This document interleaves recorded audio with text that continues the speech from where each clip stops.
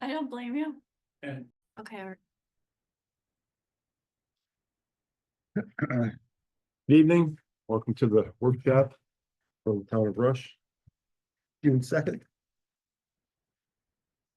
Please join me for the pledge of allegiance. I pledge allegiance to the flag of the United States of America and to the republic for which it stands, one nation, under God, indivisible, with liberty and justice for all. And that would you call the roll, please? Councilperson Cotts, Here. Supervisor Williver, Here. Councilperson, sorry, Morelli, Here. Fontaine there. Councilperson Chase is excused and apparently Councilperson Brown is not gonna make it either.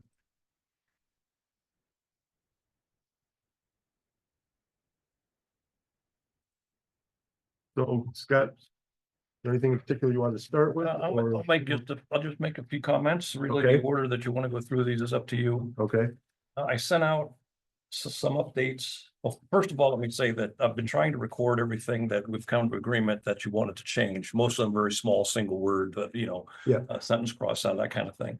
So my copy is marked up, and I am already starting an updated version with those corrections built in. But tonight, I think had said we would start on page 15 of the November large document, starting with home occupations. About a week ago, I did send out updated proposals on three kind of large topics. One was commercial parking in residential zones. There are really three types. And we made changes and new proposals to all of those. One is parking for like a resident employee who's working for somebody else and needs to bring home a company car. One is for minor home occupations, and the third one was major home occupations. So that was in that section. In addition, we were asked to provide better requirements and limitations on airstrips. It's up to the board if you want to allow any airstrips in the future, but there are two already in Rush. And we did quite a bit tighten up the regulations in terms of setbacks to the airstrip from the property lines, the size of aircraft that could be allowed, types of aircraft, and a couple other things. So I think that's much improved, and I think your did proposal. you find any FAA regulations? There are. It's remarkable how hard it is to understand what they are. The FAA does provide some sort of regulations, but I think the bigger one is the state. The state actually has a law that's written into the proposal that essentially the Department of Transportation determines whether the airstrip is a hazard or not. So it's the Department of Transportation that does it. I see an order there in there. Yeah, it's in there. So it makes comments that it has to meet FAA regulations, but trying to find out what they are is not real easy. So it's written in there that you have to meet them, but I think whoever goes through that the first time would have to do a better job of understanding it. But it's pretty clear that the state does regulate them. And I think the other limitations we put in are much stronger than they were around setbacks, for example. So I think that code has come a long way, and I think it's better than any other town I've seen, to be honest with you. Because of when we combine multiple towns, we're able to pick the best and added some other things like the plane size limitations. And you'd be surprised how hard it is to find size limitations as well. I'm not aware of any other town that regulates that. And even just finding categories is not easy. It ended up, I did find one that we seem to fit the small category for normal airplanes. We should be single or twin engine, nothing bigger. The other one was one that it kind of was the synergy between our the code committee's documentation of kennels and some problems that the building inspector, Mr. Limbeck, was going through with essentially a rescue shelter, had about 16 dogs. So we came up with something there that we also copied from other towns, which I think is a great improvement. So we can go over any order that you want. If you want to start with the home occupations on page 15, we'll run off. I think some of these other things may fall in line as we get there. Maybe not kennels, but You might have to come back to that. It's up to you how you wanna go through. I'm fine with that. It's kind of what we left off. And I think it was about a third of the way down on page 15, home occupations. Yep. Well, what we were doing is that you folks were just offering up your questions and concerns. And I know Gene is not a fan of major home occupations. That's a legitimate position, but I think some others on the board may feel differently, so. I still feel the same. I read it over, kept thinking about it, and I still am opposed to major home occupations. If we do that, if you consider that, entertain that, we are abandoning residential districts in the town of Rush, period. There will be no residential district in town of Rush if you allow major home occupations. I think it's disruptive to a neighborhood. We're talking about a sign out front, employees, parking, you know, if you want to have a business go to a commercial district or a limited industrial and rent a space or come to the hamlet. Typically, towns that allow major home occupations, and actually a lot do, but they tend to be in areas that are a large lot zone district. Like maybe the equivalent of our R5, which we don't really have. But other towns, like I think Mendon uses an R3, a 3-acre zone. So you're not gonna have it on 2 acres, you're not gonna have it on 1 acre. The closest we could come to that is a stipulation that your lot has to be 3 acres, even though it's in an R30 district. I read that, Yeah, but that's not enough for me. so I think it's disruptive to a neighborhood. I think one thing. If you take it at the face value, you wouldn't want to do anything up there on Middle Road. But you go out in the south of town where you have the large farms, and you have the large sparse lots. I think you could find an exception out there. I wouldn't expect it to be downtown Rush, I wouldn't expect it to be, you know, but take my farm as an example, the closest neighbor is 1,200 feet away. Not that we want to have tractor trailers going down that road, even though we've done that. But I think there is room with proper planning that you. But why some do of these we want regulations- to? Where has been the need? Has anybody said I can't move to Rush because I can't have a business in my house? I haven't heard that. No, I haven't heard that either. Okay. But somebody starting out, like perhaps a landscape business, and the guy has a farm and plenty of property. I think that could be a reasonable assumption that, okay, my nearest neighbor is XYZ. I got 15, 20 acres more. We're, you know, But we're saying 3 how many, acres. keep it to a limited. You can't have more than maybe 2 or 3 employees to start, you know, you're getting going. If you got more than that, you can get a commercial property. You know, where are we crossing the line? You're gonna go down that residential area and Rush, you know, is, you think about the town of Rush and how people think about the town of Rush. Is rural agricultural, not a commercial zone everywhere, like Henrietta or somewhere, you know, like some other towns. Rush is unique. Why do we want to destroy what we have, our uniqueness, our beauty, our gem, our, you know, reason for living here? You know, you can go farms. We have lots of farm stands. I absolutely love that. We have farm stands all over the town. I think that is a big plus. You know, an asset for the town. And you know, to allow so many, I just can't see it. I think it will take away and detract from we're talking residential districts where you want to go home and leave all the rest. I mean, I worked in an office for decades. And I really, really, really, really enjoyed my half-hour ride home from downtown Rochester to go to my house in the middle of nowhere in Rush.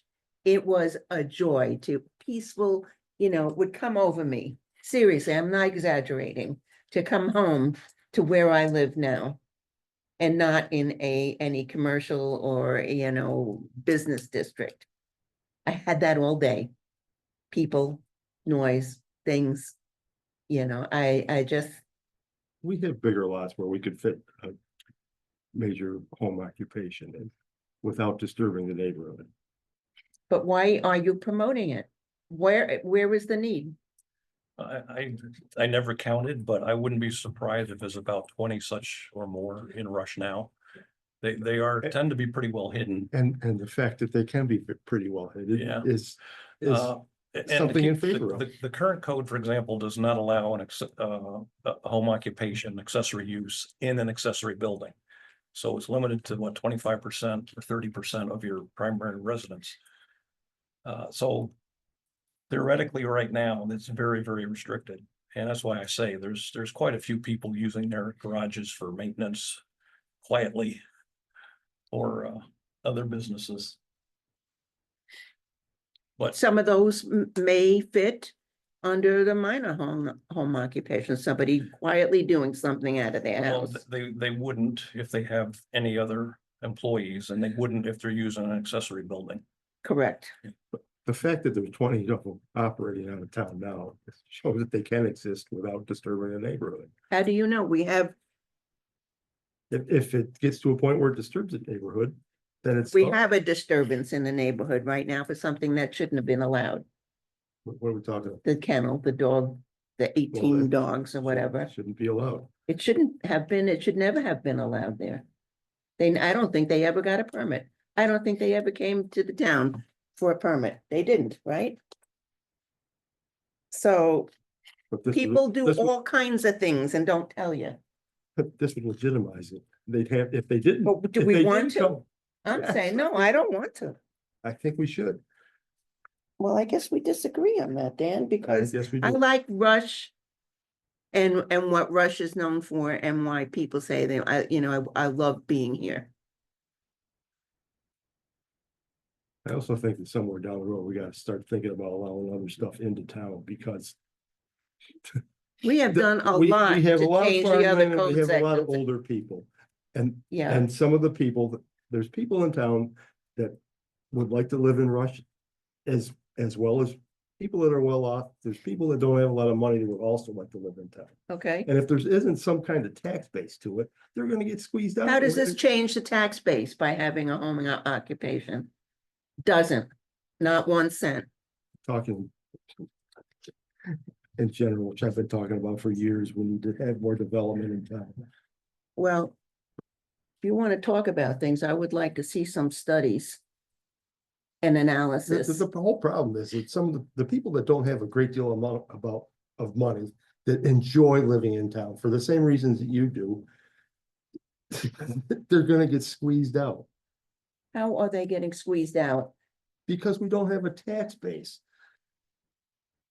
It's so limited, it's ridiculous. And we talk about developing the hamlet. Where exactly are we gonna build anything in the hamlet? Besides where that Dollar General just pulled out. There's no place in town to develop anything. Well, And that, the I mean, that property was a, right that down was the a street portion, was sold. I mean, that was a portion of the comprehensive plan, but there's no develop the hamlet. There's no property developed in the hamlet. Let's just start tearing down residential houses or try to convert them into something.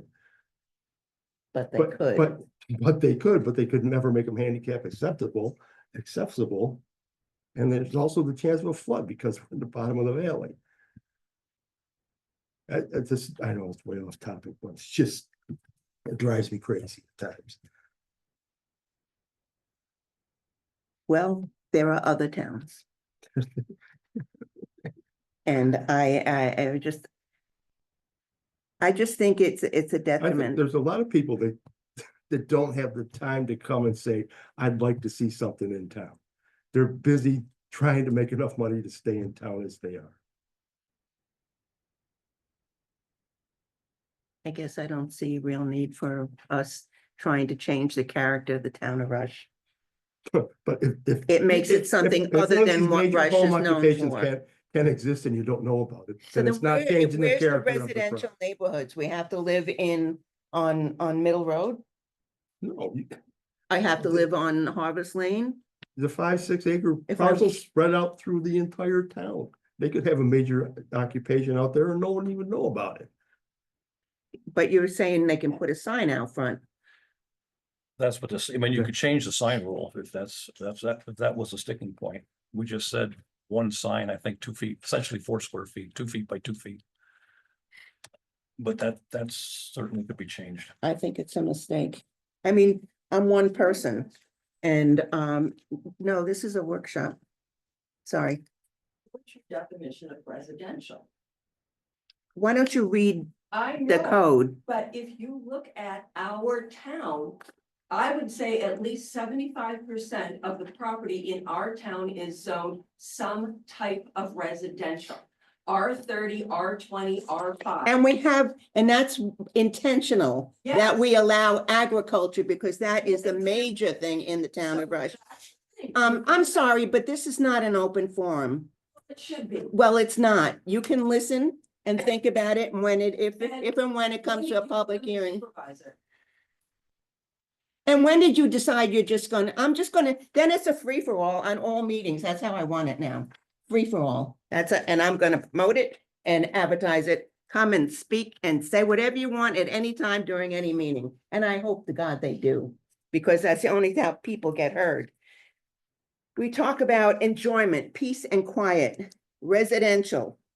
You know, if you don't understand what a residential is, maybe you ought to go back to Henrietta. I do know what a residential That's enough. is, and That's, is a small mushroom selling business out of your home not considered? It's agriculture. occupation? It's agriculture, that's, all right, No, all that's right, that's enough, agriculture. that's enough. agriculture, That's enough. clearly.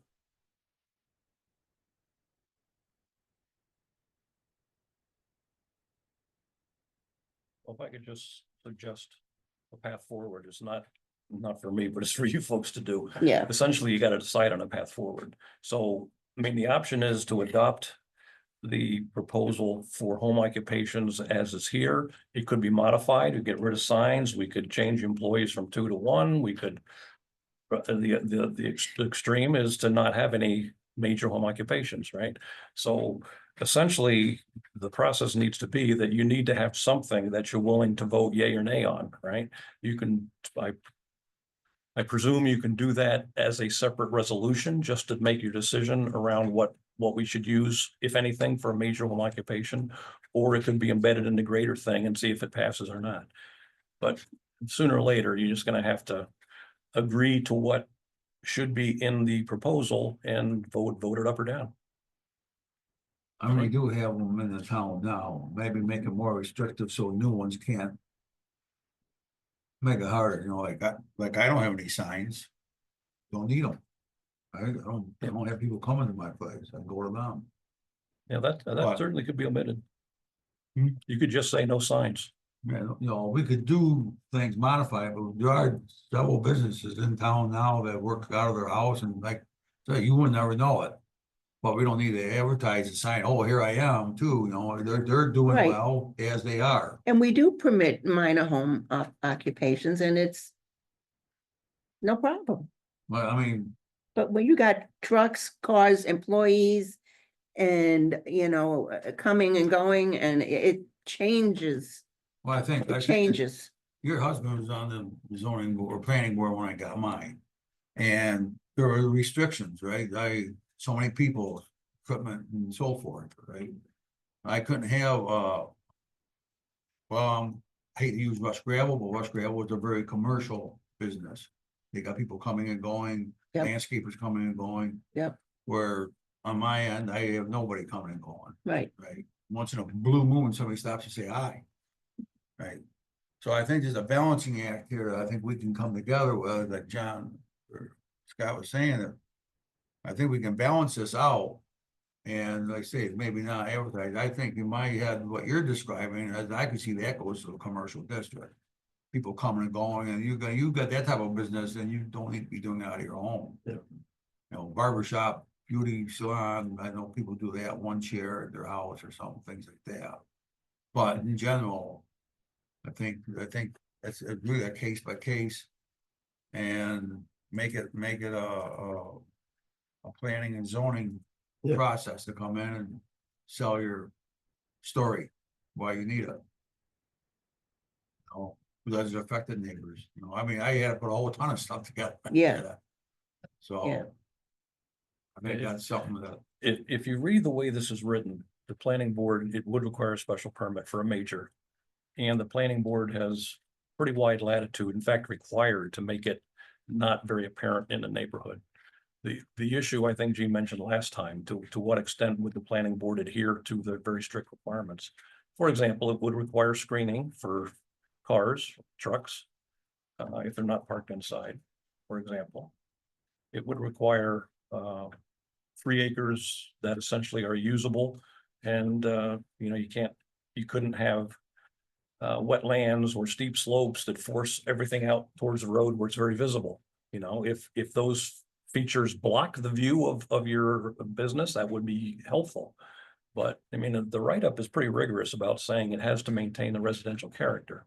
So the issue is, to what extent can the planning board really do that, or would really do that? you're right. Bless you. So are you thinking now we should get rid of the possibility of a sign as one step? I mean, it's just a line to cross out. I think we could do that.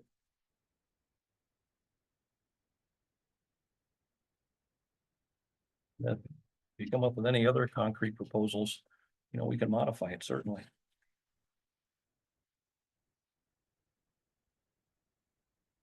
Well, there's 3 of us here. I don't know what the other 2 board members, how they're leaning, so it's hard to Yeah. say what we should do, whether we should pursue it, because maybe they agree with me. On the remote chance that could be a possibility. All right,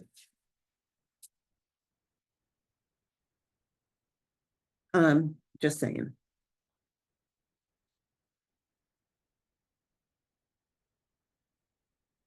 I think in general, pretty much everything else looked pretty good, I thought, you know, it's all the.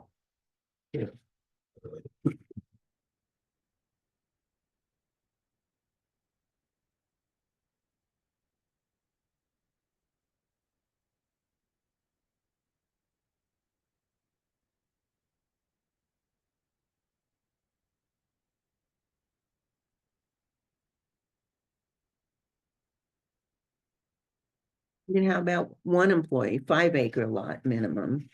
You could do that.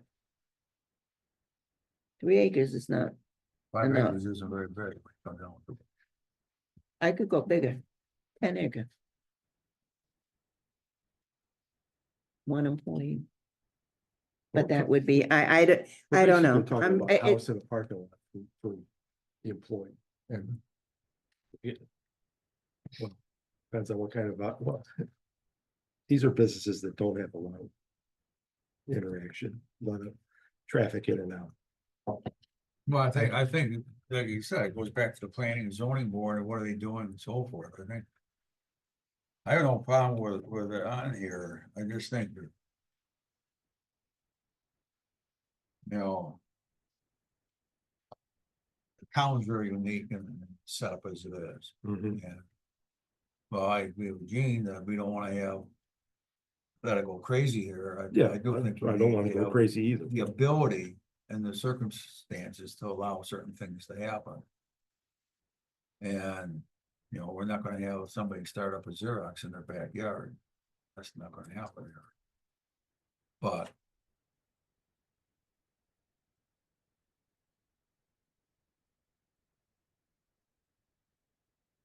Maybe.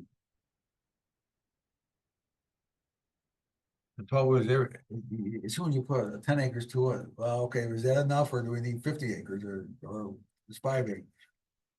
I'm just saying that, things that are residential, I think we ought to try to preserve that as much as possible. I really do. We have the other zones to do business. And we worked hard on making them more inclusive and more flexible. We changed the laws in the town of Rush to make things better. Right. And the hamlet here. I mean, these property over here has been sold. The church properties, both Mhm. churches. I don't know what's gonna go there. I don't know either. Big plans. I imagine. Well, I would say that if you look at most towns, and I'd say most do have major home occupations, 2 employees is typical, but 1 employee is not out of the realm of reasonableness. And neither is 5 acres. Because like I say, I don't know of any other towns that have a situation where they pick a lot size within a zone that allows smaller lots, because we just don't have big lot districts. So I could certainly add in 1 employee in 5 acres. Oh, yeah, sounds good. Better than 2 employees and 3 acres. If if I have to compromise my beliefs, and I'm not just saying this stuff to be ornery here or contrary, I believe it because, and my story about coming home from an office, from work, and coming home to my home here in Rush is absolutely true. And I thought about it every day. Oh, I don't doubt you. I mean, a lot of businesses should be shutting down Yeah. at that time anyway. It strikes me right at 251 and 15 when I'm coming down Yeah, 15. And I see, see you the know big, what I'm o- talking see the about. big open fields. You for the work first time, in yeah. a busy, Um, But, I mean, I struggled with this myself, and I would say my heart says no major home occupation. My head says you really need to allow it, because you just don't have the Kodaks and the Xeroxes in the world anymore, giving people just lifetime employment. And there's just so many folks who just need to earn a living in a way that they can do at home. But anyway, like I say, I certainly am mixed about it. And I'm here to do whatever you want. my comments in no way diminish my gratitude for the work that Oh, you I understand. you do on this. Thank you. Oh, I'm not taking it personally. You know, I wouldn't attack you like that, so.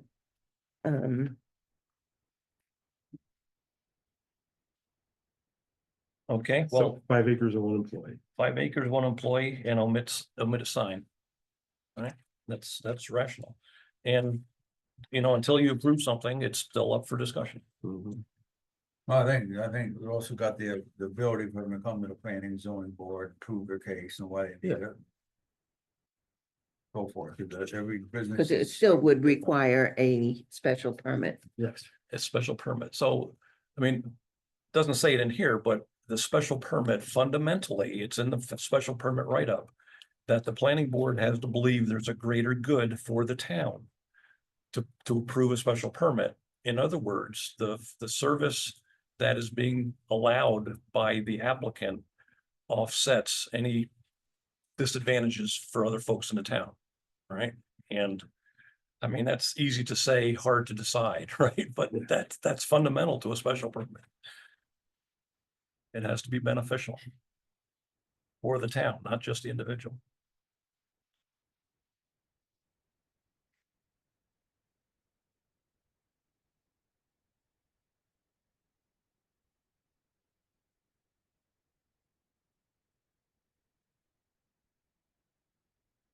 Need more airstrips in this town. I think we have enough. I think we do too. I agree. There you go. We agree on that. Look at that. No more airstrips. No additional airstrip. No addition. I'm done. The big ski's been there forever. And there was one that popped up. There was one at 5 Points Road. Back in Ultra Lake. That I the one that- remember somebody flying around that. Yeah. I looked up, I saw him come one of them. It's a long time ago. Yeah, but I remember that thing flying around. Yeah. Okay, as it turns out, we do have an example that I found. I think it's the town of Amenia, wherever that is. I think it's near Poughkeepsie. Where they used to allow airstrips and the town board decided they don't want any more. So they have a code that essentially says that if an airstrip is existing, it's been there for 5 years. and it meets all the requirements, and they timely apply for, in our case, it would be a special permit. In their case, it would be renewal. That it's okay to continue the existing ones. So there's already a code we can copy that pretty much has that requirement. So my proposal is that we'd keep the airstrip code pretty much as is, because there is an item on existing airstrips. But in 120 8, which is R30, we would essentially say no airstrips. Or we would make that a prohibited activity. Right now it's listed as permitted with a special permit. We would Take that cross out. that out, and Yeah. actually we could actually add it to the non-permitted area. Okay, And then it might require some modifications of our airstrip section, but it would be pretty minor.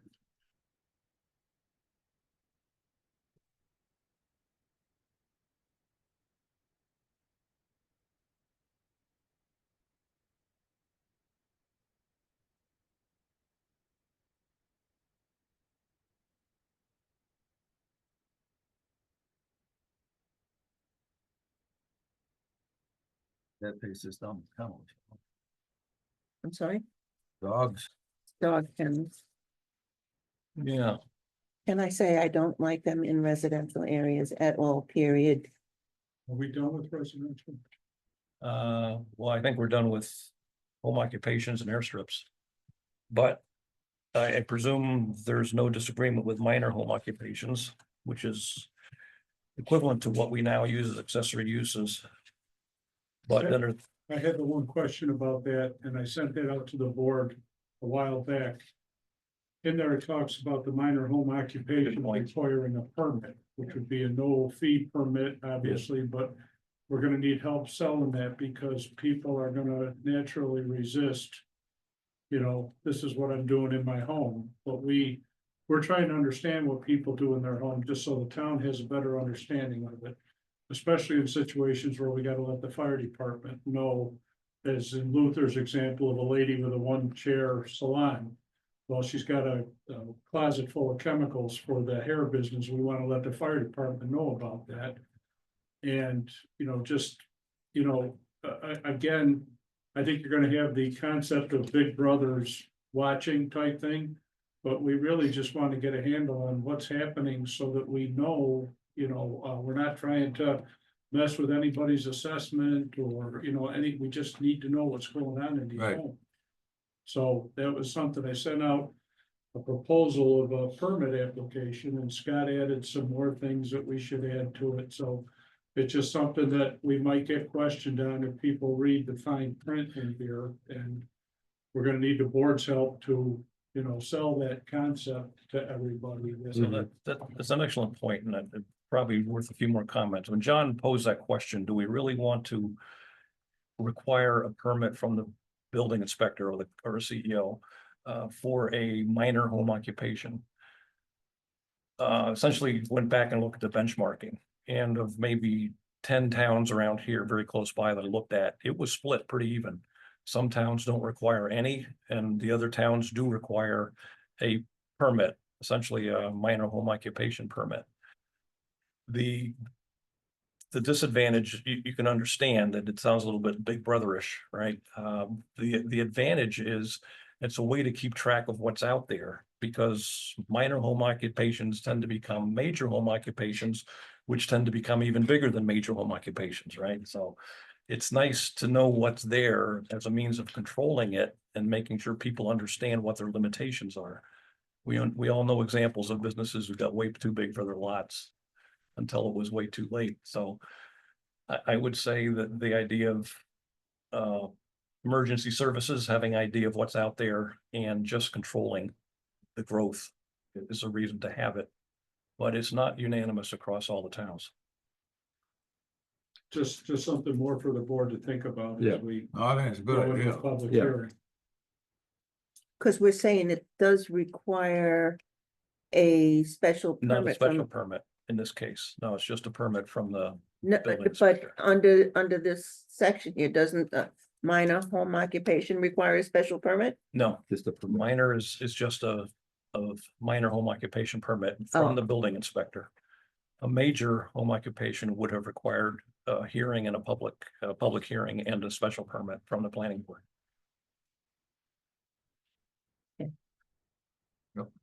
Okay. Thank you.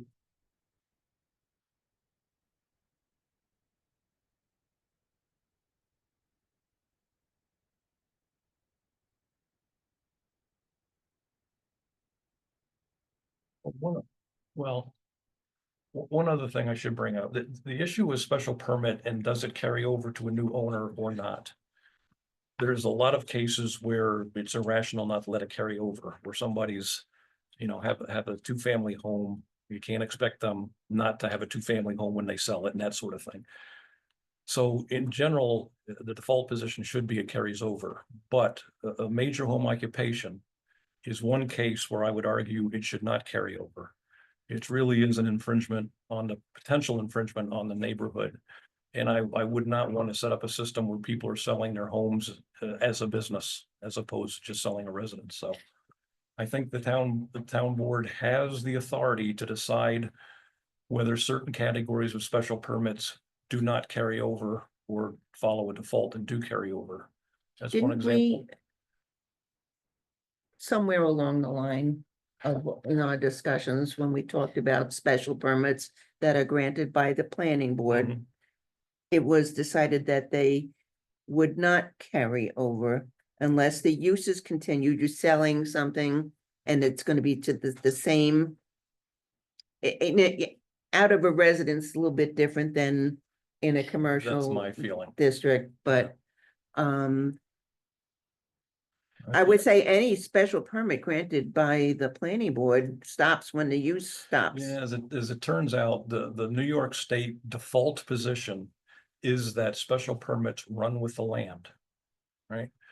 But we don't have to have that. We do not have to have that, but I think what the conclusion we came to later on was that it makes sense to follow the New York State default.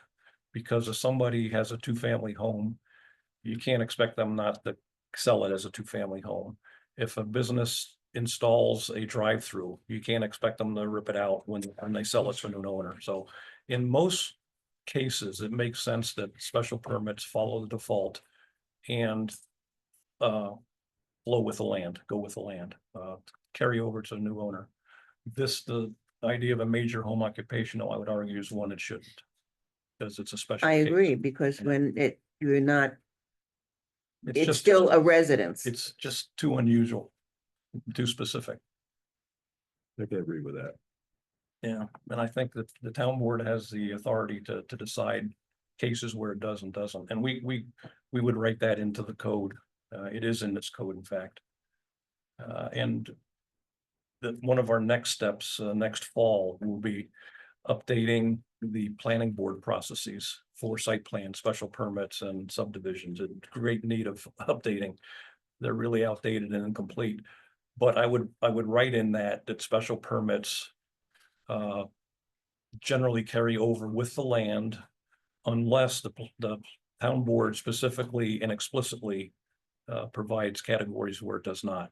Well, I think in the multi-use handbook, we said that if pizza shops go into a pizza shop, the building Yep. inspector or the code enforcement officer could make that determination based on the use, but if a flower shop is going to a liquor store, it's like, no, that needs to go to the Yeah. planning Right. board for a special permit. And- Right, it does not carry over. Right, So- we're looking at the business use and determining what has to happen. Right, with that rationale, that if it's the use is continuing, the same use is continuing, So it's a special permit.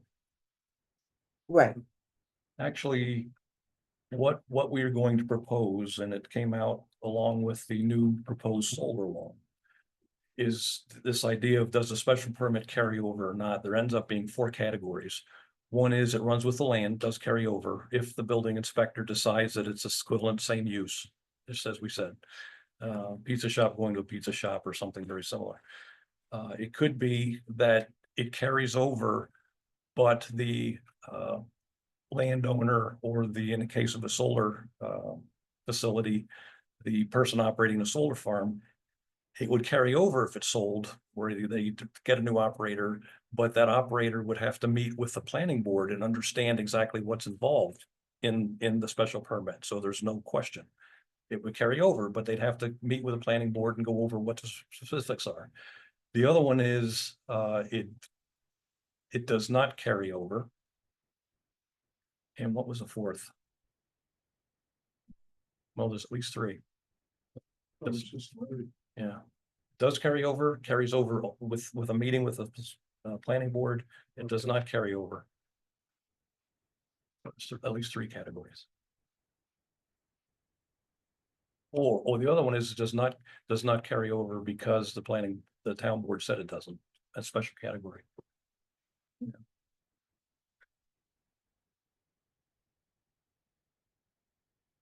So, All we got is set now then. Oh, so we're gonna modify the airstrips to say no new ones. Then have the process for allowing the old ones to continue on.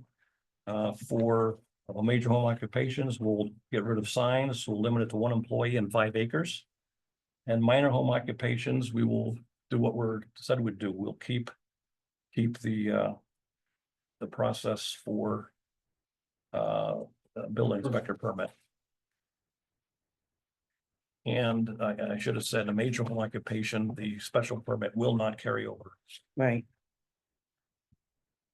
which is what's in here Carry over, I'm sorry, will not carry over, will not, Not for a major. for a major. but if they came down to they'd have to go through the whole thing? They'd have to get their own special permit and site plan approval for what they want. Okay, so hypothetically. What if the son or daughter wants to continue the business? Not change of ownership, it's just a. To me, that's a non-starter. It remains as is. It's when the property sells. Okay. And somebody wants to do something different. I was running to ask the Yeah. question, so, okay, I'm good with it. Well, I think it's probably the way it's written up is the owner of the special permit has to be the resident. And they could have non-resident employees, Right. but it doesn't matter if it's a son or daughter who doesn't live in a house, they're just a non-resident employee. Right. In fact, we were very rigorous. We said 2 non-resident employees, whether paid or unpaid. And whether or not that is their normal working location. Because you could have a case where somebody, well, yeah, I have 12 employees, but 10 of them meet me out at the work site. And you know they're gonna be coming and going, so we put in there regardless of the work site. So we tried to be rigorous and not really let it be more than 2 employees, which we're reducing to 1.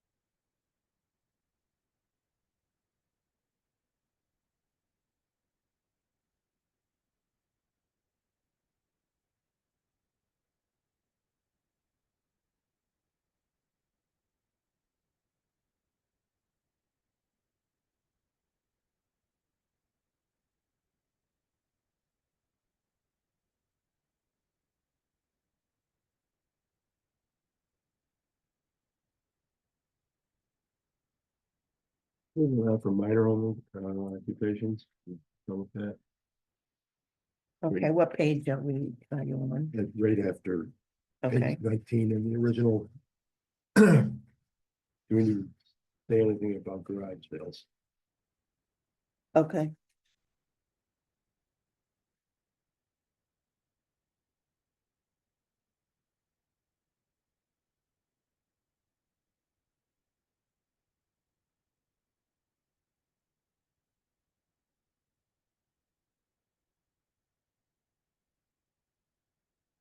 No permit required, 3-day limit. 9 to 8, where are you, garage sales? yes. Oh, okay, okay, Page 19. yeah, okay, No permit, 9 hours, 9 to 8. One sign, I remember. Two signs. Not more than 6 square feet each. Right. And on the property not posted around town. And so this specifically says you can't go hanging signs up on telephone poles and that sort of thing. Yeah. Putting them at the end of the street.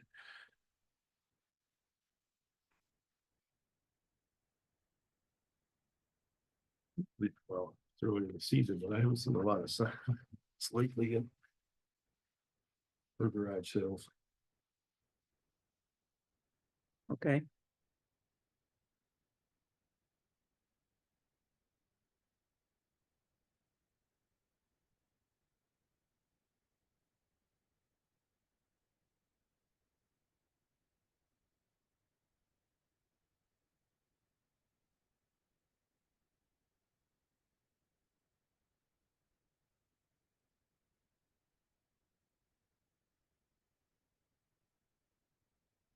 Then we're on to, or, Sale of produce. yeah, in residential districts. That's not from a farm.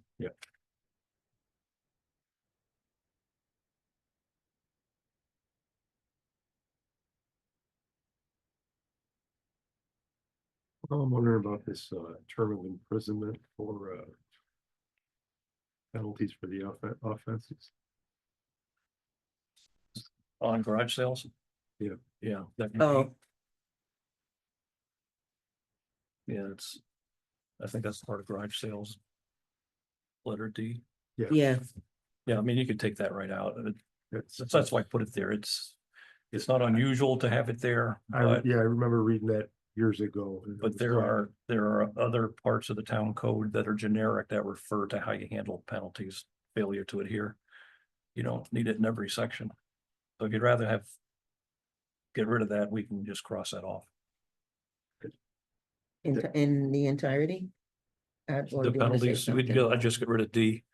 Just the whole thing? Yeah. If that's what you prefer. I left it there because it was a part of the town code the other town's code that we copied. We can easily omit it.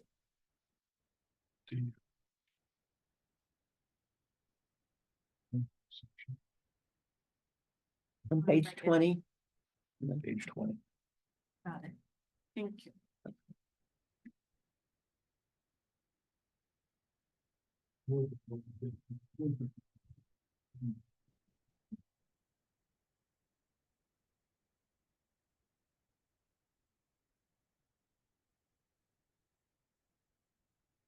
Moving on to farm stands. Produce Yeah. in residential districts. What? Moving on to farm stands, produce in residential districts. Yeah. Yeah, so, the town code already has, I think. In one of the residential areas, it talks about commercial farms and non-commercial farms. This would be Yeah. a category that's smaller than a non-commercial farm. Right, so Okay, it's just to make sure that people who have a garden that's not considered a farm could still sell their produce. And you see a lot of them around town now yeah, and other towns. And we didn't make this up. I think this is mostly copied from Pittsburgh and other towns.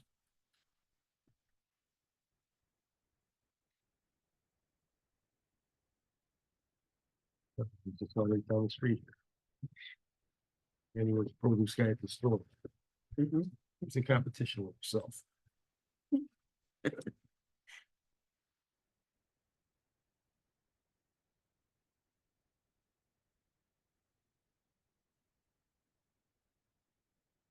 Family dwellings. So, Scott, do we not have anything in our code that talks about two-family dwellings?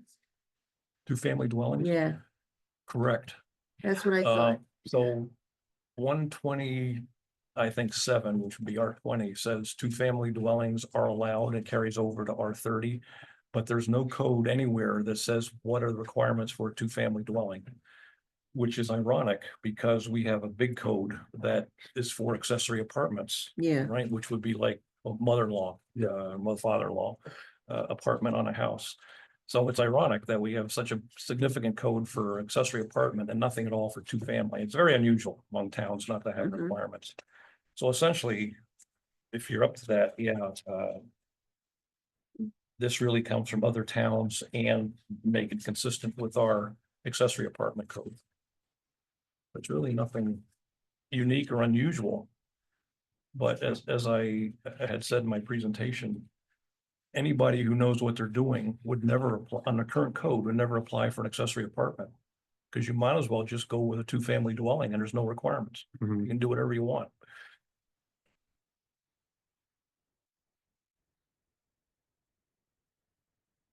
So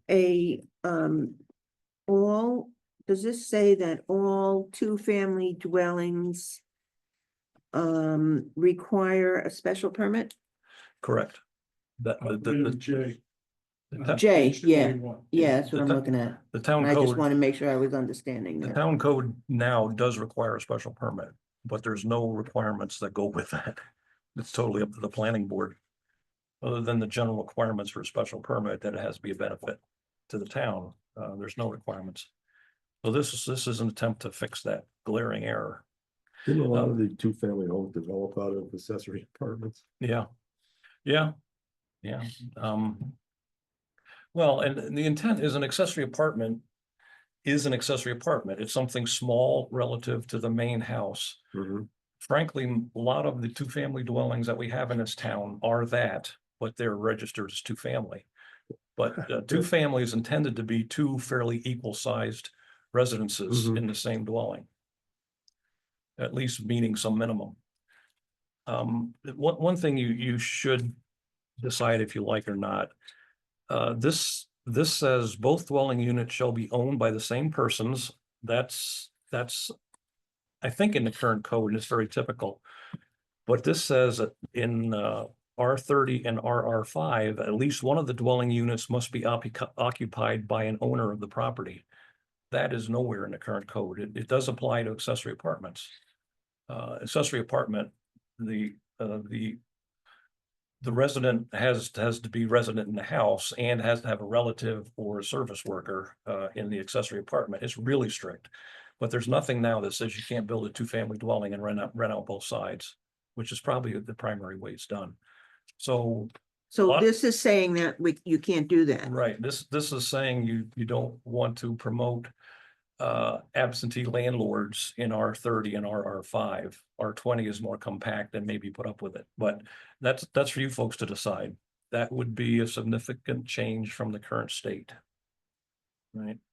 And it says somebody now who has a two-family dwelling goes to sell it, they can only sell it to somebody who wants to live there and rent out the other part. You may want to do that, you may not. I think I kind of want to do that. It's better care of the property.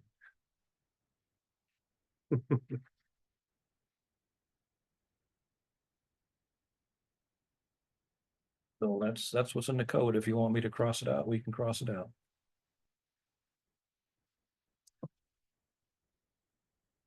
It's amazing how messed up our code has been. Yeah. Mhm. Well, and so here's the con. So there's nothing to say that an investor can't buy a single family home and rent it out, right? Right, Or somebody can't build a new home and keep their old one and rent it out. But yet this says, and a lot of towns do say that if you have a two-family, you have to live there. Right, so you can argue that one either way.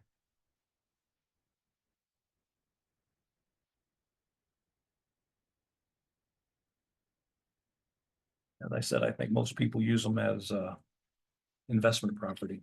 Yeah. Rental property. yeah. I know we got a bunch of those type of houses in there. Got the apartment, in-law apartment, whatever you wanna call Yeah, it.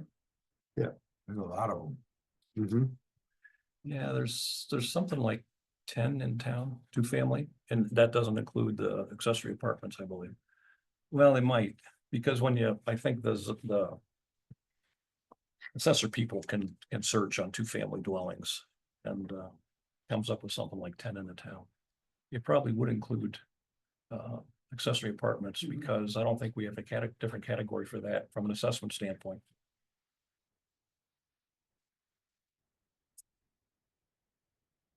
What do you think? Should I get rid of the must be occupied by an owner? I don't know. Right. We go, I kind of think the owner should be there. the owner should be there. Yeah, The house right next door was, it's two family. The house next door to that, I think yes. So the argument is that it's in a residential district and you don't want non-present landlords. Mhm. You Yeah. want them to have a stake in the property. I think we do. Okay, we'll leave it. Let's leave it for them.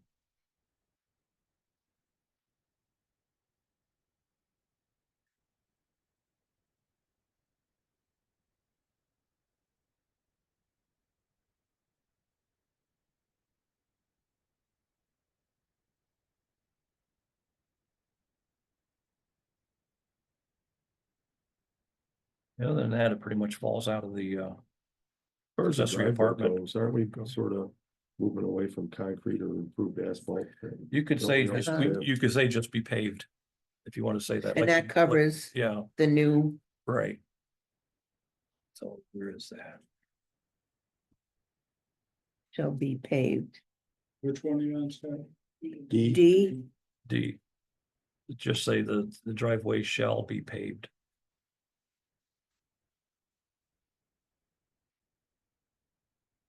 because then that goes back to those, that other definitions where we talk That about that. allows forest ones, yeah.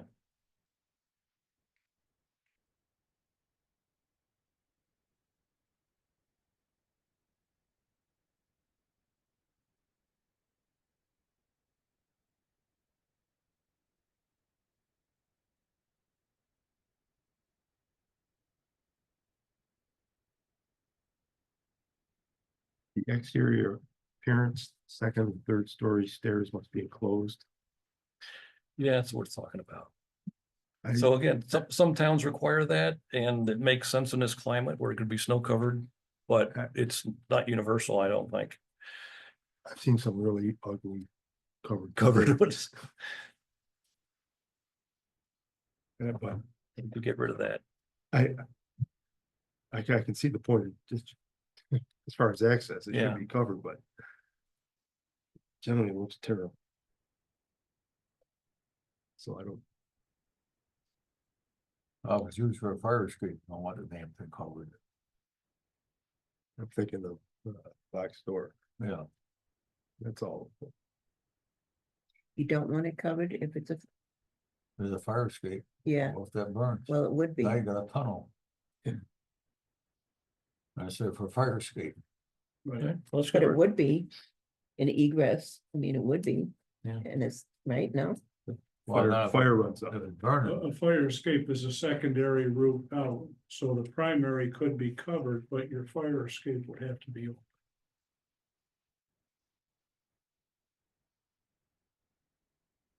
I wonder if there's any requirements. State around that sort of thing, outside stairs. I don't know. I don't know either. Do you know, John? No, I just know about the fire escape, would have to be wide open, but the primary entranceway, I think is. I don't know of anything in the building code. Could you ask Fire Marshal, John, I can't. what about third floor stairs? 'Cause I'm happy to cross that off.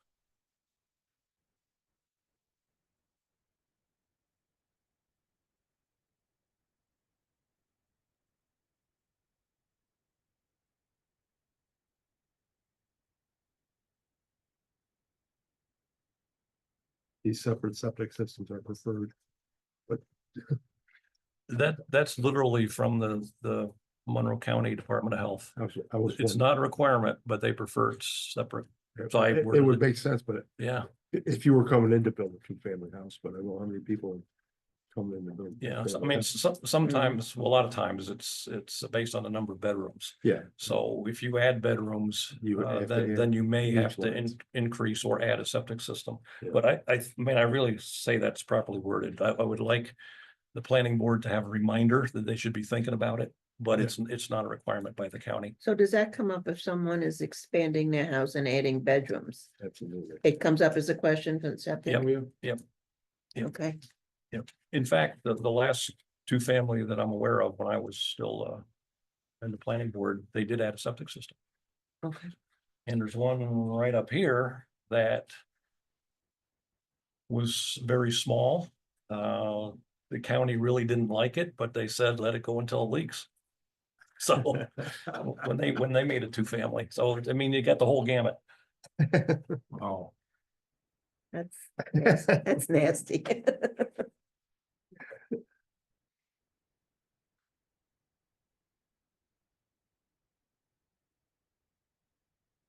Then L. Termination, Yeah, and R20 and R30, if the owner transfers the title of the dwelling to another person, the special permit for use. of That, two- that needs to either be changed or just omit it. I yeah. think, well, minute. Because. Well, we talked about it, the two-family house. I think the proper thing is just eliminate it. the whole section. Yeah. It would be covered in the special permit section of planning board. Okay.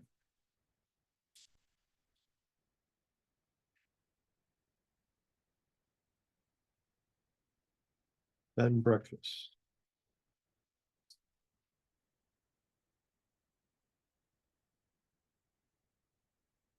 And again, we don't have this in our code at all currently. The current code had a little definition of bed and breakfast inn.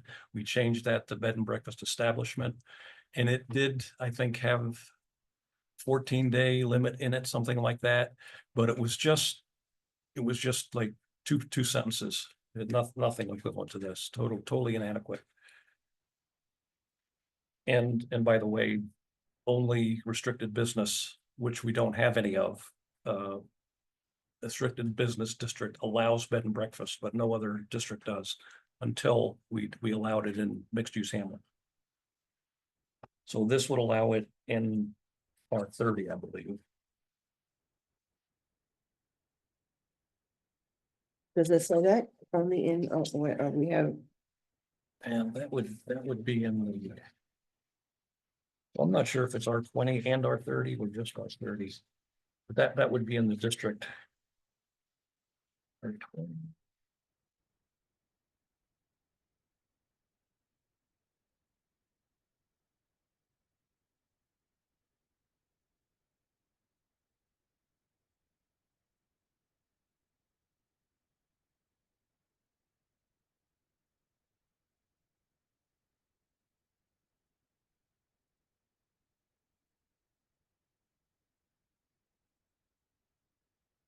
I don't see I where, don't think it's an R20, so it must just be R30. but how do we know that? Well, I mean, it's not unusual to have the permitted uses in the district code. Oh, And then when in this case it would be by special permit. And then when they come for a special permit to the planning board would, and they would refer to the section that has the rules. Is it?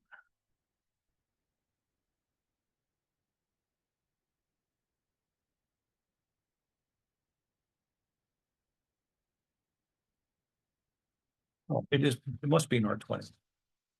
I just didn't find it.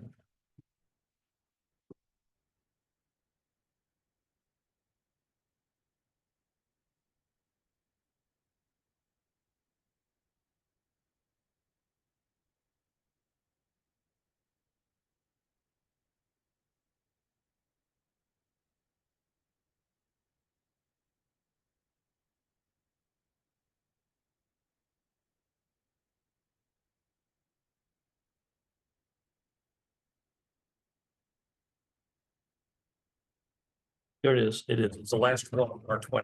So it's in R20 and it carries over to R30. okay.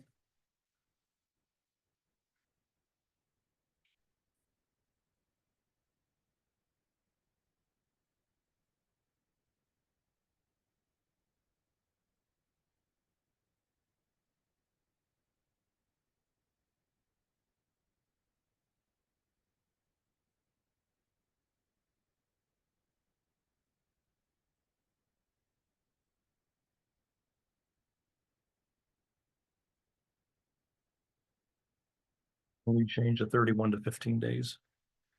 Like the last meeting. Where is that?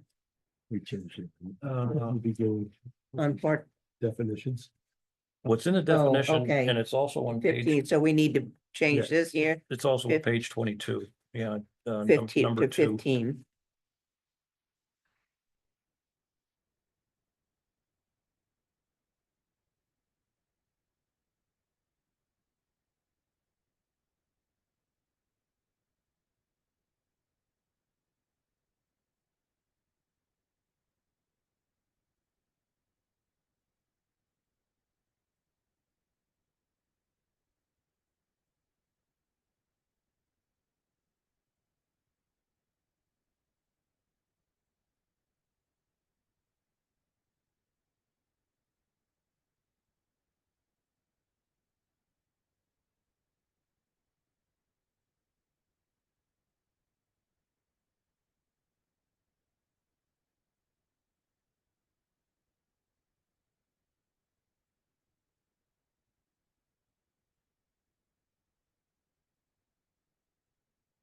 You done reading bed and breakfast? I want to make one more comment.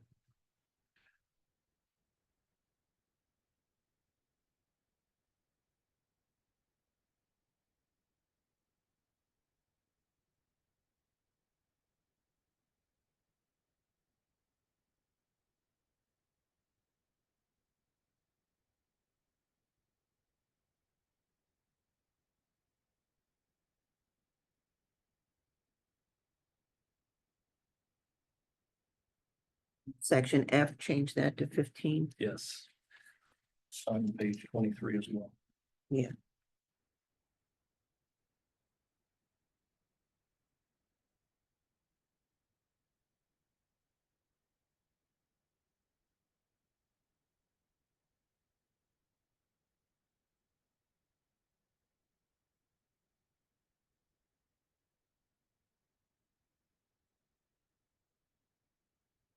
Does anybody have any problems with the B and B, What?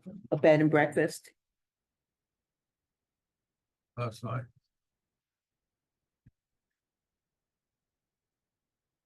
Yeah, the one comment I want to make is aware of, the thing in our mind that distinguished a bed and breakfast from a, Virbo type of whole, house rental was the idea of having a host present.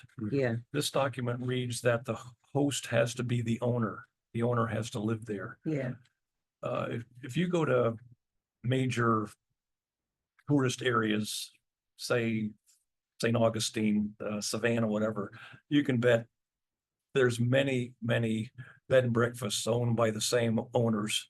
And they have hosts who are not the owners there, right? So the idea is a host has to be there, but the question is, do we want to say it has to be an owner? There's even the issue of, the Constitution, the US Constitution and the Interstate Commerce Clause. If I'm not even sure because of that, if a town has the authority to say the owner has to live there. Because that would prevent an out-of-state owner who with interstate commerce would be allowed to do that, right?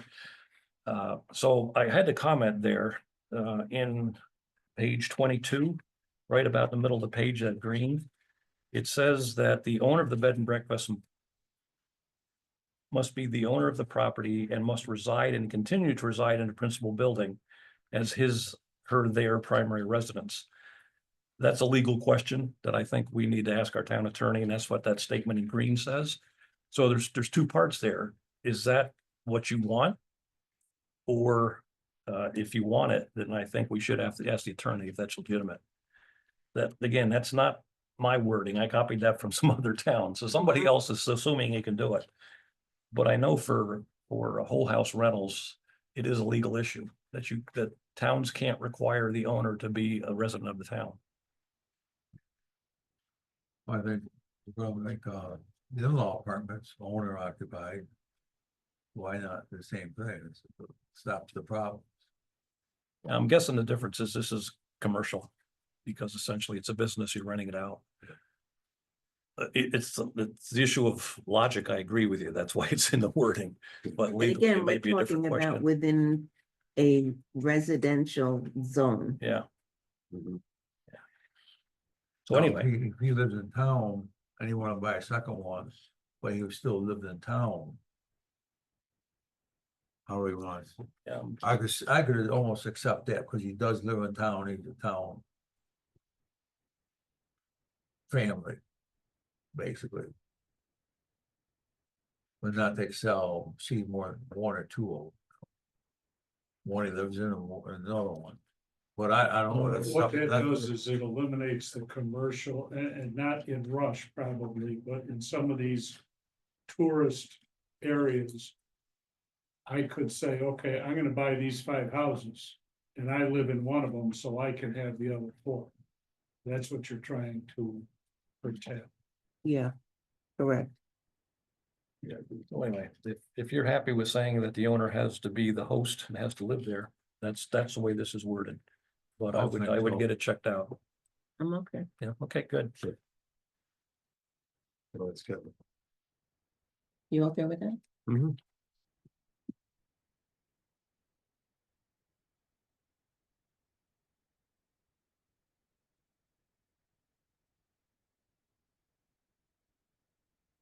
Short-term rentals are not permitted.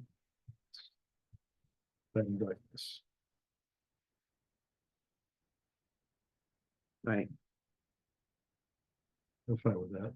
What was the question? Short-term rentals. Oh, yeah, so I think we said last time you agreed that we wouldn't allow short-term rentals. That's the one that gets you into trouble because there's nobody there watching it. Right. The Absolutely. owner lives somewhere else.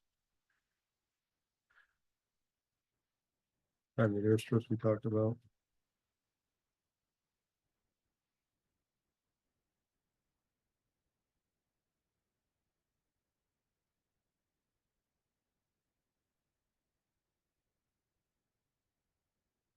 Prohibited in all districts, so this, no, there's some changes.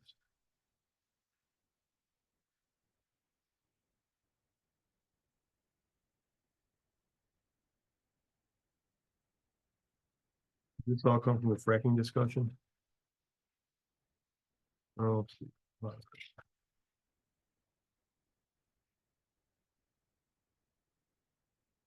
Yeah, so if you're up into page 25, 26, that is Yeah. mostly existing law. Mhm. So what? We added a few little, what did we say? Okay. We added a few little things around grading, cutting and filling. That was really at the request of John.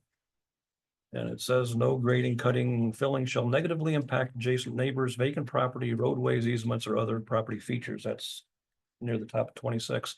So the reason we added that is we have existing cases where neighbors have done things to near the edge of their property, have caused runoff onto other neighbors. And there's really nothing in the town code now that prevents that.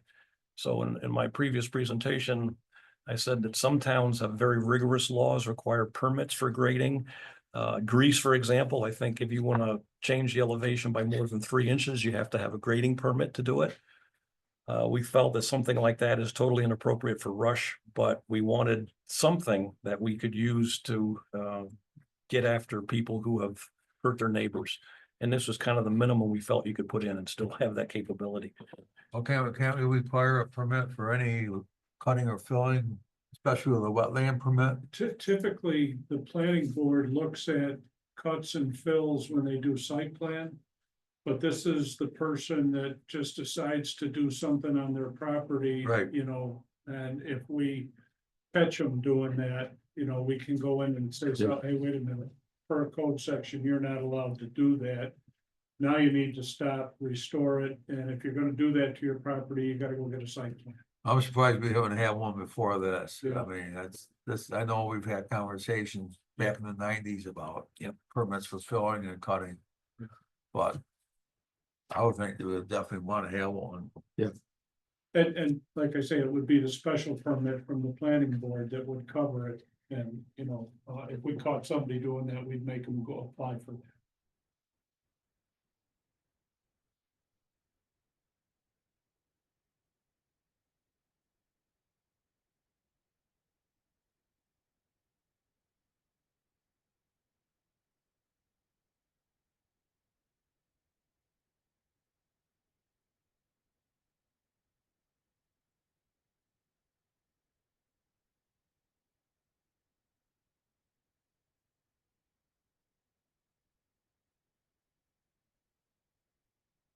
Yeah,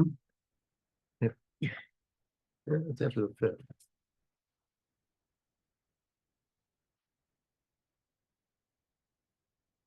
And we're on the subdivision of lands. Yeah, I think had agreed at the previous meetings that we would stop at page 27 because subdivision of land gets into a whole different chapter.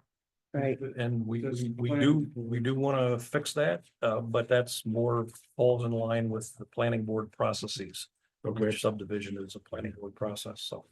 We didn't plan to go any further, but maybe we should go back and talk about kennels now. Well, one other thing before we get out of residential, I'm gonna be coming back with something very soon about zombie houses. We don't have anything in our code. yeah, we need something about that. And I've got a house up on West Rush Road right now, as you're heading up out of the hamlet on the right-hand side, the person died. And that home right now is owned by a holding company in New York City, and they will not respond to telephone calls.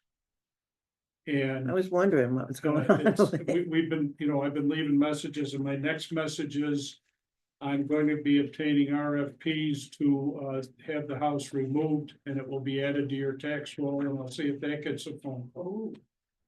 Just because they will not respond, and I need the house boarded up or a plan or something.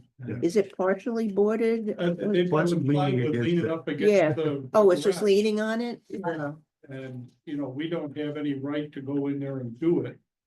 I could go get a court order and whatnot, but again, it's still, we should have something about zombie houses, that most other towns have. Bless you. Yeah, bless I apologize, everybody. My grandkids got me today, I guess. So, you. Kids. we should talk about kennels though, because we Yeah, didn't oh, really yeah, get to yeah, that. I'm sorry, I just So wanted. where is that? That's in the It's a whole newer separate thing. handout that has my letter from May 24th on top. Behind that is commercial parking. And behind that I know, is the figured out a lot of stuff. airstrips, which we don't need to do anymore. Oh, Unfortunately, okay. I didn't number them, but Got it's about halfway back in that packet. It's If you- section 28 of the code, dogs. Yes. So if you look in the upper right corner, it says 28-1. At the end, keep going, Jeannie. Okay, So okay, section 28 is animals, article 1 is dogs, and that's the only article in the section. So we, on the second page, which is 28.3 is definition of the word usage. We added definition of kennel. Any building or lot on which 5 or more domesticated animals more than 4 months of age are housed, groomed, bred, trained, or boarded, including animal shelters where animals are housed and offered for adoption. So that's a definite from a kennel, which we never had. The bigger deal for your consideration is 2/3 of the way down, 28.4 license required. We'll put a stake in the ground that a kennel, put it this way, a residential lot can have no more than 4 dogs. And of course, they have to be licensed by current code. But there should be no more than 4 licensed dog housed on any residential property, town of Rush, whether owned by residents or others, except upon adherence to kennel requirements in accordance with section 28-9. Okay. So remember that, we're saying 4 dogs is okay on a lot. If you have any more than that, you gotta adhere to kennel laws. I crushed it 4 dogs. Okay. To me, that's a lot of dogs. Too many, is that what you're saying? Should be smaller number? I would think 3 dogs. would be Okay, plenty. it's not unusual. In fact, We had 3 As- dogs for a while, and then we got a 4th one, and that's too many. as John first proposed it and copied from Greece, I think, Yeah. a number of towns do use maximum of 3. And they say 4 dogs makes it a kennel. But I mentioned this at another town meeting, and there was a woman there with 4 dogs, and 4 dogs are perfect. So it's just changing 2 numbers on these couple of pages. So whatever you decide. I think 3 is plenty, but I've heard that 4 is perfect, so. 3, or 3? I don't know. I mean, I wouldn't. I had 4 golden retrievers and there's just too much hair. Well, Yeah, But little dogs, I mean, that might be more manageable, but I don't know. well, the other consideration is,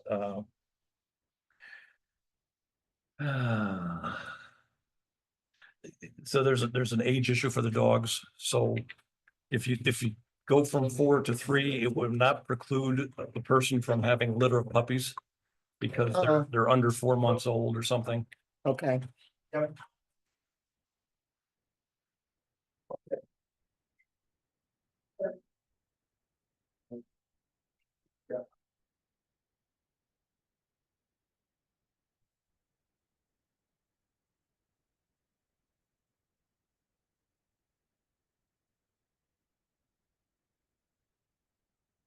Okay, so what I'm hearing is you'd rather go from 4 to 3 as the maximum number? I would like to see 3 though. I think. Maybe under very special circumstances, somebody's got 4, but. Well, it says in the kennel definition that under 4 months of age. You know, once they get to be 4 months, then you can only have 3 in the house. So it doesn't preclude somebody from having a litter of puppies. Yeah, Right, yeah. It's a temporary situation. It could be very surprising. Or it could be planned. Just like people, just like people. I mean, it'd be a circumstance, but. Back up on Middle Road now, right? This guy's got 3, this guy's got 3, this guy's got 3, you got. 9 dogs all yapping away there, they're all selling all at 10 o'clock at night, all at the same time, so they all hate each other. Right? I know over in Martin Road, and something very similar to that goes on. Really? So at 10 o'clock every night, I can set my watch. So. Hmm. I'd go with 3 dogs with the exception of the puppies. Yeah, and that's in the kennel, so we're gonna change. No more than 3 on any residential property, and a kennel is 4 or more. Yeah.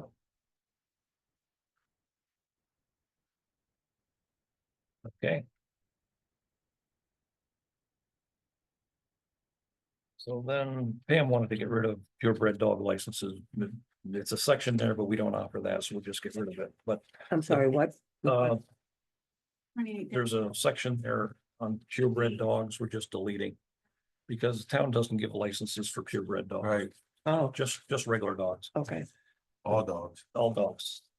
Purebred or not. So the big deal is 28.9 kennels. Yeah, And that's mostly from the town of Greece, although we copied a little bit from Mendon as well. So it substantially tightened the requirements. So this would apply, anybody has 4 or more dogs under what we just said. Right? They could let them outside between, and by the way, doesn't matter if this is. You would need a special permit. No matter what, whether they're your dogs or you have a commercial business. Boarding dogs or anything else. So the hours of operation would be limited from 7 to 9. That's when the dog can be outside, or people could bring dogs or pick up dogs. If they're after those hours of operation, they have to be in a soundproof building. And should not exceed 50 decibels at the lot line. Okay. That it should be blocked from visibility to other property lines or roads. Adequate provisions for removing animal waste and odors, which is kind of a standard thing. But here, I mean, here's a pretty big deal. B is a kennel shall comply with the following criteria. So if somebody wanted to have 4 dogs or more than 4 dogs for themselves or anybody else, minimum distance to another kennel is 3 miles. Minimum site area is 10 acres. Setback of 300 feet from any property line for any dog run or any building intended for dogs. If there's any dog runs outside, it has to be fenced in by a 6 feet fence and conform to the town code. And even if you have a special permit for a kennel, you still can't have more than 12 dogs, is what this says. So that's requirements are pretty stringent, but it does allow up to 12 dogs. if you have 10 acres and you have the buildings and the soundproofing and that sort of thing. And if you, How does that affect, the kennels over at Rush? I don't know what their operation is. They got the cemetery over there and I know Yeah, they, they've got two crematory over there, but I don't know how many they Yeah. actually house on site. I mean, I would assume they would be grandfathered. That would, Yeah. be a pre-existing, non-conforming, situation. And I don't know that we've ever gotten any complaints about that operation Yeah. over there. No, they're pretty good people, I mean. Yeah, no, since I've been here, I haven't heard any issues, but again, it would be like Rush Sand and Gravel, they're pre-existing, non-conforming. Right.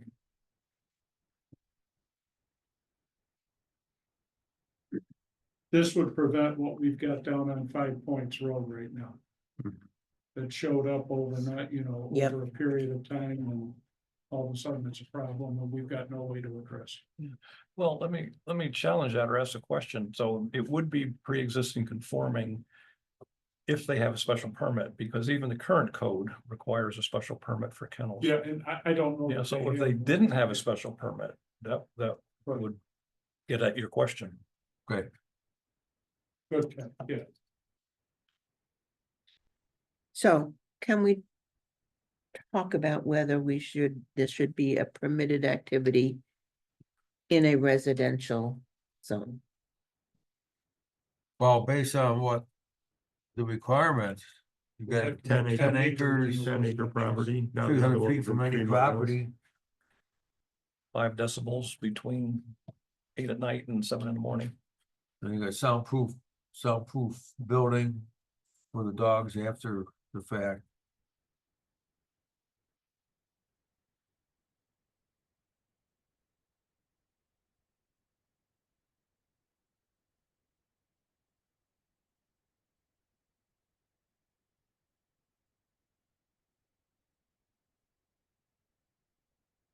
Yeah, I would say most towns do allow kennels. This is one of the stricter sets of rules that we found.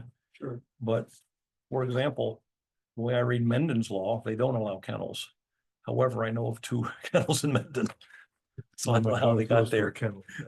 But their code does not allow it. That's what I understand if I read it. It's hard to understand, but as I read their code, it sounds like it's not, they don't allow kennels. Even though there are 2 that I know of. Commercial kennels. What about, okay, so we have a area of 10 acres. Now I'm gonna jump on your side. 10 acres, houses in front and 10 acres is out back. Do we wanna think about having a side set from the neighbors, Well, we'll be- so that we are pushing, we wanna make sure that, okay, the guy make the 10 acres, but the 10 acres are all out behind them. We have Minimum three. neighbors, Minimum 200. setback of 300 feet from any property line is what's right under the 10 acres. Yeah, and this says kennels shall be screened from all adjacent rights of way and property lines. okay, And not be openly visible from rights of way or property lines. all right, That's what it says. 300 feet from the property line. So this is saying 300 feet from any line. Right. Okay, And remember the other part of the residential town code, it says that accessory buildings shall not be shall not be closer to the road than the primary residence. So that keeps them in the back. But sometimes forcing stuff to the back of the property just means they're offensive to somebody else in the back. yeah, right. So let me ask you this. This doesn't say it. Does a kennel have to be an accessory? Does an owner have to live there? Good question. Doesn't say that. I think we added that. So let me verify. I'm not in favor of kennels, period, in residential zones, so But I would need to see a lot of Yep. restrictions. I'll take the airplanes over the kennels.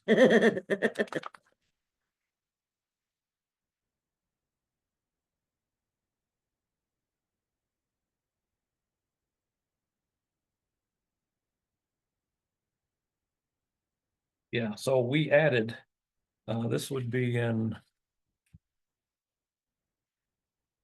I think in R20.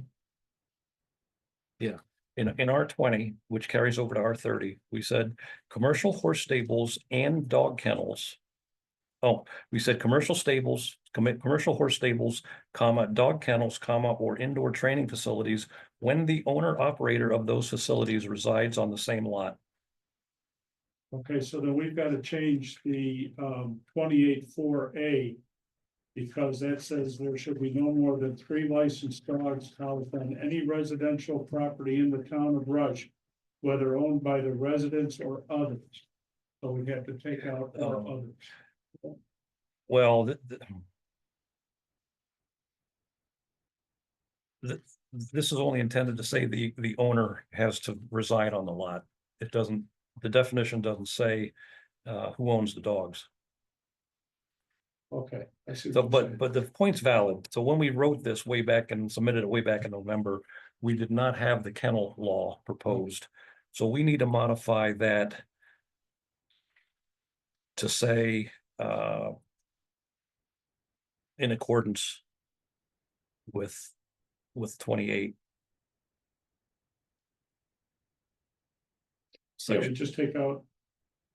There shall be no more than 4 licensed dogs housed on any residential property in the town of Rush. In accordance with 28-9. Just take out the interim part about whether it's owned by. Yep. Whom or whoever. And it's 3. We Yeah, reduce it to right. 3. so we'll just say. We should say commercial horse stables and dog kennels or indoor training facilities in accordance with section 28. Yeah. Leave it at that. Yeah. It's better not to have multiple areas of the town code saying similar things because they get out of sequence.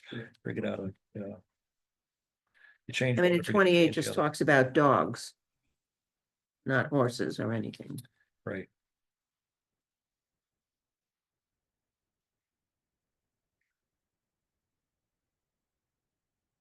So. Looking back at. This section 28-9 kennels. I'm sorry, does it need to state that it would be in a. As. Part of a residential lot where the owner resides? It does say that Where- in the, in section 120-7. B, which is uses permitted with a special permit. It says commercial horse stables and dog kennels or indoor training facilities in accordance with section or chapter 28, essentially. Whatever the proper wording will be. And that is where the restriction is? Right. So owner, Oh, and it says, yeah, when the owner operator of those facilities resides on the same lot. So it'll say commercial horse stables and dog kennels or indoor training facilities in accordance with chapter 28 when the owner operator of those facilities resides on the same lot. Okay.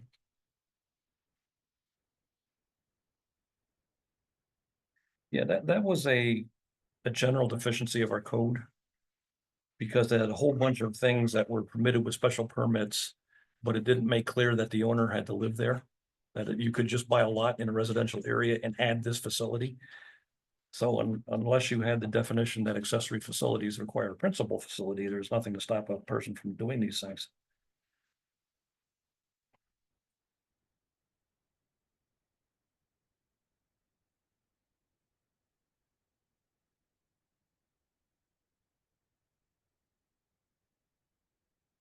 I mean, from my standpoint, we're through everything. I have what I need to make the modifications and Then the fences just, we added Oh, that thank one you. tiny section in Yep. fences. For kennels that just refers back to, you know, it's gotta well, it basically says. Fencing for kennels in accordance with 28-9 is subject to special permit conditions as required by the planning board. And then all other conditions in chapter 58 for fences the apply. last page of that So can we just talk for a minute about whether we want to allow kennels, period, in a residential area? Sure. Even with these parameters? I'm And not again, sold we- on that. And I just want to remember, this came about within the last month because of what we found up on Five Points Road, and we didn't really have good structure for us to move forward. So this is all real quick and, you know, we plagiarized from Greece quite heavily.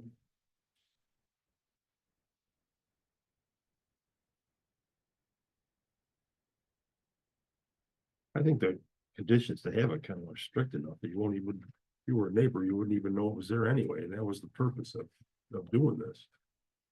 If you don't know that it's there, what difference does it I make? like, and again, my rationale when I did this is that you had to have a 10-acre lot. You've got to be at least 3 miles from another kennel. You gotta have a 300-foot setback, and you gotta have a soundproof building. And only 50 decibels at any lot. 50 decibels is fairly That's nothing. quiet, and I can buy a decimeter for $200 and stand on a lot line when the dog's barking and get a reading.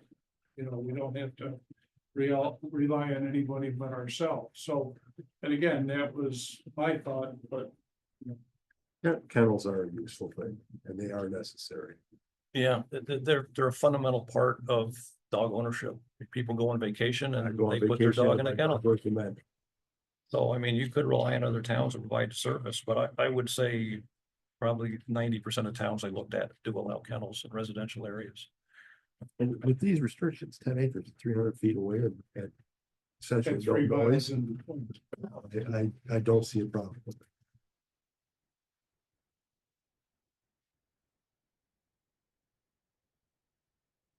I don't know what's going on with West Bush Road, but I know kennels by me, they'll take them right out of the picture. I mean, existing, I get that, but Mhm. take them right out of the picture, so.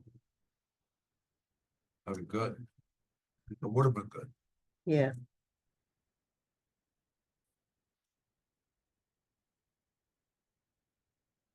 We're gonna get some pushback on the dogs with the 4 dogs down to 3, because people are gonna come in and say, okay, I got 4 dogs. And it's like, okay, when, as they expire. You know, the new rules apply, you know, we're not gonna make you choose one of the 4. Right. You're out. Just saying. Maybe we should say you only have 360 pounds of dog. So you can have some more small ones. You can only have a few big ones. Well, I can live with the restrictions that we got. And then as the kennels close up and go away, that's, don't redo the permits. because it's a special permit that doesn't carry over. And the special permit could add other That's a good point. conditions in addition to what these minimum are, you know, depending on circumstance. We can build that in to the kennel I code, think that that'd the be special permit doesn't carry over. Yeah, I'd like to say that.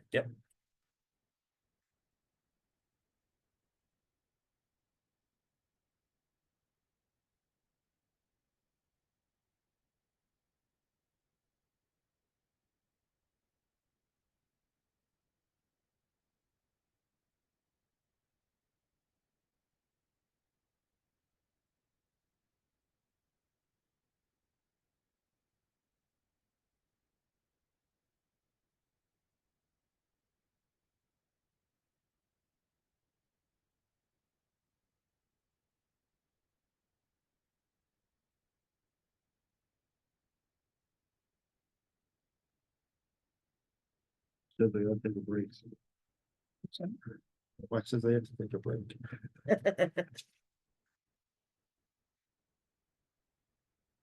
Are you good for tonight then? Yeah, I have what I need. I will add all these changes as best I understand them.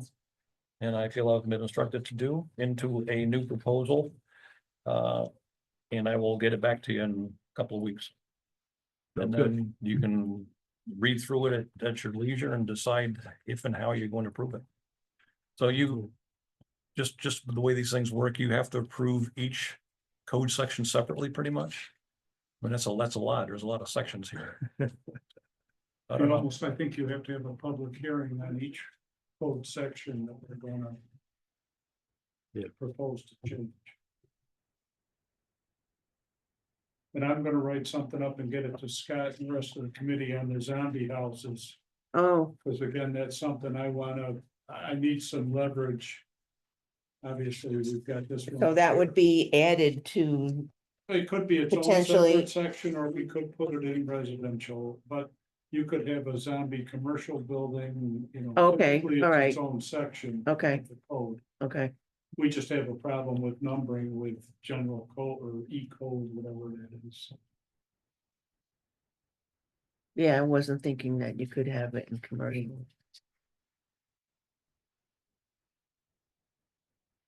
Okay.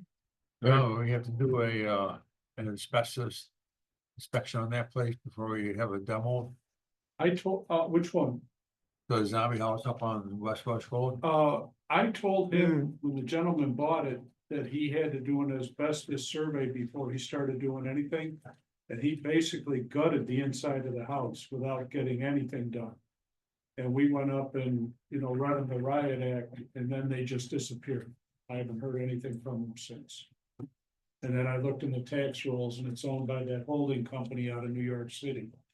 And I'm trying what I can do without having to get the attorneys involved, because then it costs us. Although, if I have to have Kevin do it, I'm gonna have him keep track of the costs, and I'm gonna ask the town board to attach that to his Okay, tax assessment. Because we shouldn't have to jump through these hoops, and that's the beauty of the zombie code. They have to, if somebody owns the property, they have to identify a local person who will answer the phone 24/7, Yeah. you know. Whole bunch of different requirements that would get us out of this situation. John, isn't there a state law that requires Well, that? we've got a property maintenance code, but it doesn't specifically address zombie houses. I think state law did at one point. Yeah, It may. there was at least something through Monroe County, because this came up. a while Well, ago. the county was gonna come up with a county-wide zombie code. Yeah, but I I've thought, never seen it. okay, I remember Every reading some, town has pretty much done their own, because the county, you know, they don't have the people to do it. Yeah. I think around 2019 that happened. When I was working for the senator's office, it was going through. Yeah. They were trying to. I've got another one that York Forest Estates up on Rush. Henrietta Town Line Road, just the other side of the expressway, that's going through foreclosure. And the property looks like the devil, you know, it's all weed grown and, you know, I'm trying to get him to grade the whole thing off and seed it. But trying to get a hold of them is like pulling teeth, you know, so. You know, we just need to tighten up a few things, you know, if the county does come out with something. You know, like I said, I can use the property maintenance code from the state, but I'd rather have something local that has more teeth to it.